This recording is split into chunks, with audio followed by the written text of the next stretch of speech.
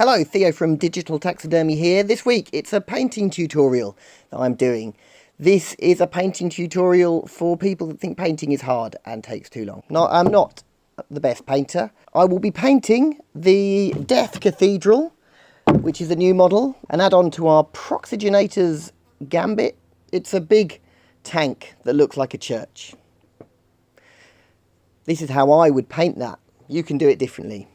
Start by just spray painting everything in black, but then when it comes to doing the spray painting of the silver second, do a half-assed job, because if anything this is going to save you time later, because if there's little bits of black left in all the crevices, well, you were going to paint that on later when you came to doing your low lights and sort of weathering and stuff, so save yourself some time.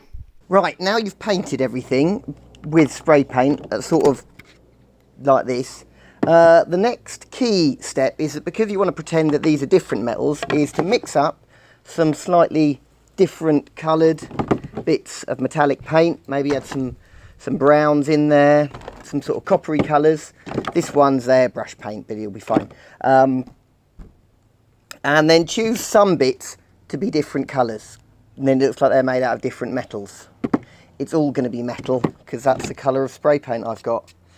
But tanks are made of metal. I don't know if this is going to turn out well. I just decided I was going to do a painting tutorial, and then I'm coming up with the painting ideas. But it's just applying from one material to another material. So how hard can it actually be? Let's see. So I use these cheap artists' acrylics. So all you've got to do with this stuff is just paint it into sections, mix up your own colours. You've got eyes, you can mix colours. That's all you've got to do. So in the process of rushing to get all these bits done, you have noticed I am quite a lot of the time getting paint on bits that I don't want paint on. Now, I've just decided I'm going to paint over those bits in like darker colours later and put some dirt over them, like with the windows here. Like, I'm just going to paint over that, and I'll just paint the windows a different colour. My theory is there's no point in being accurate twice, right? Just be accurate once at the end. Now we're going to put a bit of black in the places where there might be shadows, or the places where sort of dirt might gather. And I'm just going to chuck a load of black and dark brown sort of mixed together. It's probably even better if you don't mix it properly, because then you get slightly different tones and stuff. So, and then the idea is you put it on and then you sort of clean it off, because that's what would happen in real life, and just dirt gets left in the places where it's sort of a pain in the arse to clean, and that's realistic. And I even just use my hand, as it's called, sort of like a lovely portable chamois leather that I always have with me, and it's more convenient, and actually I think it works better than tissue sometimes. There we go. Right, it's all dirty now with bits of stuff on it. There is more dirt to be added, but I think now it's time for some highlighting. So I'm going to use some white paint and some other colours and a brush. Let's do some of that. Then just mix up some highlights of just the colour you're using and some white. Maybe silver isn't the best colour to mix highlights for, because it's already sort of shiny and does its own highlights, but I felt I had to at this point. Okay, so here we have a bit of tank track. It's still looking a little bit, I mean, there's colours on there, but it's still not looking good enough. So I've decided we're going to put some mud on, add another layer of colour and extra details. And it's sort of, my theory is you get enough sort of confusing different shapes and colours that you won't notice where I didn't maybe paint a thing properly, or that, you know, the highlight is actually black or something like that. Get a load of browns, get your worst brush, the one that you sort of ruined earlier, and give it a sort of half-assed mix-up and try and clean my brush. Now, particularly on these, I mean, these things, I've not painted the bottoms, no one's going to see them. These things are meant to be muddy, right? So let's just sort of get some mud into the crevices on this, yeah? And hopefully we can do it in a way that it doesn't ever mix up too much. Last thing I'm going to do, well, not last, but one of the last, is get all the leftover browns, yeah. And I've got this stuff, which is, I use it for my airbrush. It's airbrush thinner. I find it works a little bit better than water. Mix a bit in, and you get a sort of wash. For all I know, this is just water. I don't really understand the chemicals involved. But you get a sort of, it's like, I think it's slightly more viscous than water. So, you know, you get a slightly runnier liquid. And then I'm even going to get a new brush for this one. Oh, look at that.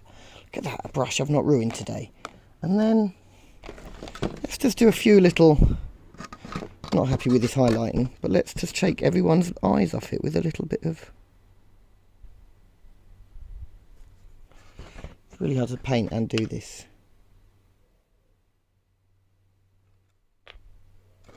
Don't even like that. I'm going to rub that bit off. There we go. Oh, look at that. It looks like it's rusty and it's really old and like nobody's cleaned it, even though they're in the military and they would probably have people whose jobs it is to clean this stuff. So this is just some footage of me putting it together. But I hope what you've got from this tutorial really is that art, just throw it together. I mean, think of the great artists of the 20th century, you know, like the Impressionists, or were they 19th century? Anyway, basically, I don't think they gave a shit about colouring inside the lines, and neither should you. You know.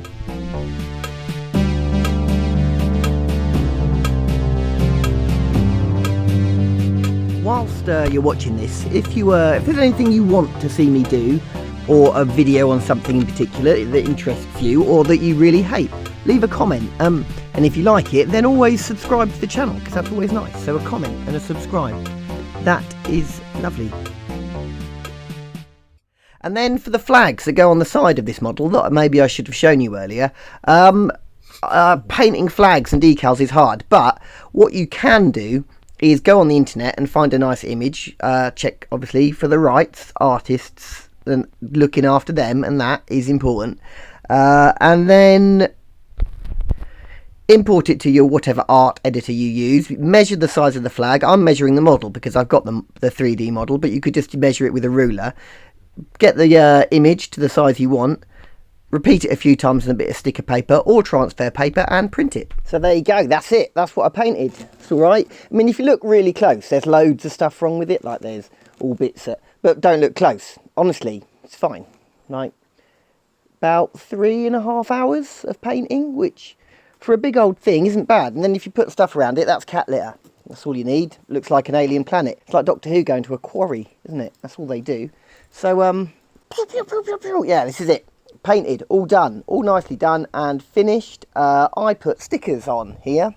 So, I mean, they don't look as good as if I'd used transfers. Could have used transfers, but this was a lazy bit of painting and it is all covered in paint. There's enough colours to distract you and it looks all right. I'm pleased with that. Take some photos. Look at the photos at the end. They look real nice. Yeah, good photos. Right, I'm going to go post it on Reddit to see if I can get some people to pay me some compliments. Bye! Like the video, follow me around. Press the bell, it makes no sound. Like the video, press subscribe. I don't know why I am alive.